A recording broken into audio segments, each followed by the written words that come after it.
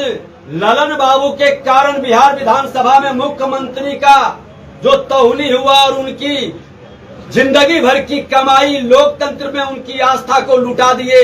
आज राजकर्मी के दर्जा के मामला पर लोग फोन भी कर रहे हैं, मिल भी रहे हैं। सरकार को जवाब देनी चाहिए कि राजकर्मी के दर्जा के मामले पर एक तरफ सरकार घोषित कर रही है कि हम राजकर्मी का दर्जा देंगे नियोजित शिक्षक को, और दूसरे तरफ उनके अपर सचिव एसएलपी डाल रहे हैं सुप्रीम कोर्ट में। इस तरह का खेल कहीं न कहीं हमारे शिक्षा विभाग की बर्बादी, शिक्षकों के मनोबल को गिराने का और पूरी शिक्षा विभाग के अंदर व्याप्त अराजकता में सुधार की बजाय भटकाव और भ्रम की स्थिति पैदा करने की सरकार की मंशा साफ झलक रही है। सरकार नहीं चाहती है कि बिहार के लोग, जो बड़ी आबादी कमजोर तबके का है, गरीबों का है, वो पढ़े लिखे और वो बिहार के नवनिर्माण में, बिहार के गौरव को बढ़ाने में उसकी भागीदारी हो। उनको अशिक्षित रख करके उन पर शासन करने का जो 33 वर्ष से ये बड़े भाई लालू प्रसाद यादव और नीतीश कुमार अपने को ओबीसी कह करके अति पिछड़ों और दलितों पर खुल के शासन करने की मंशा इनके जमींदारी मानसिकता को झलकाता है। और ये जातीय उन्माद पैदा करके, नरसंहार जातीय करा करके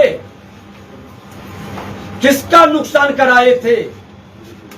अपने सुरक्षित महल में रहते हैं और जाति जाति को लड़ा करके बिहार की बर्बादी की कहानी लिखते हैं। ऐसे मानसिकता पर रोक लगनी चाहिए। और मैं तो कहना चाहूंगा कि अब वक्त आ गया है बिहार के अंदर कि जो जाति की बात करता है, जाति के नाम पर राजनीति करता है, ऐसे लोगों का बहिष्कार होना चाहिए। अब जाति की राजनीति नहीं, अब जमात की राजनीति बिहार में चलेगी, क्योंकि जात के नाम पर जिन लोगों ने राज और शासन किया है वह व्यक्ति अपने परिवार और वंश के अलावे न अपने जात को न अपने समाज को देखा है।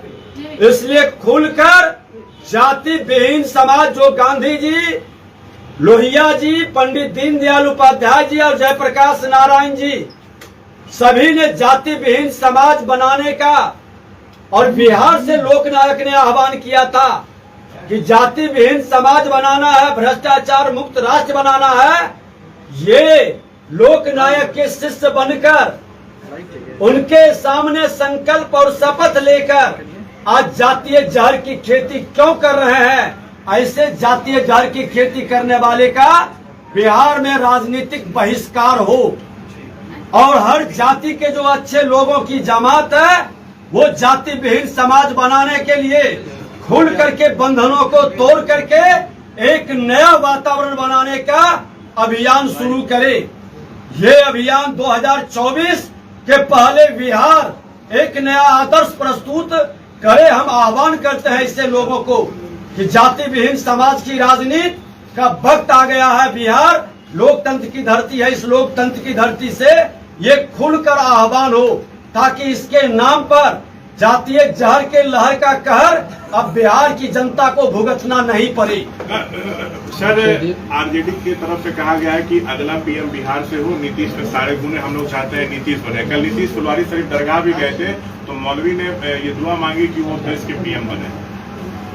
अगला पीएम वही बनेगा जो सबका साथ, सबका विकास की भाव रखेगा, जो अपराध और भ्रष्टाचार से मुक्त होगा, जो सत्ता और कुर्सी के लिए अपराधियों भ्रष्टाचारियों से समझौता नहीं करता है, जो अपने देश के मान सम्मान स्वाभिमान को बढ़ाता है, खोज ले पूरे देश में ऐसा व्यक्ति कौन है। आज देश के प्रधानमंत्री नरेंद्र मोदी जी को छोड़कर इस तरह का कोई व्यक्ति जो सबके मान सम्मान स्वाभिमान को, सबका साथ सबका विकास की भाव को लेकर चलता है, जो जातीय जहर की खेती करता है, वह व्यक्ति प्रधानमंत्री क्या मुख्यमंत्री बनने के योग्य भी नहीं है। ललन सिंह ने कहा कि भाई जीवन में कभी अब जो है भाजपा में जाने का सवाल ही नहीं पैदा होता है नीतीश कुमार का। ललन बाबू हताशा और निराशा में इनको पूछ नहीं रहा है। जदयू में क्षेत्रीय दल के राष्ट्रीय अध्यक्ष बने हुए हैं और सच्चाई यही है कि मुख्यमंत्री भी इनको पसंद नहीं कर रहे।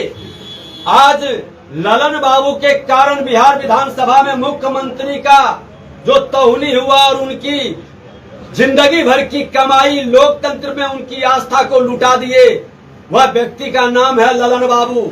और ललन बाबू को आज उन्हीं के कैबिनेट के मिनिस्टर, मुख्यमंत्री के चहेते अशोक चौधरी जी जिस तरह से बेइज्जत और अपमानित किए हैं, वो बिलबिलाए हुए हैं। उनको पूछ नहीं रहा है, लेकिन वो उपदेश देते जा रहे हैं कि भाजपा के तरफ थूकना नहीं है।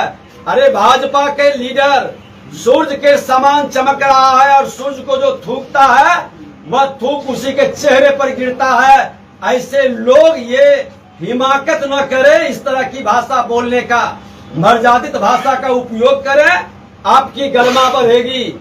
आपके कारण आज आपका समाज भी लज्जित है और बिहार भी लज्जित है।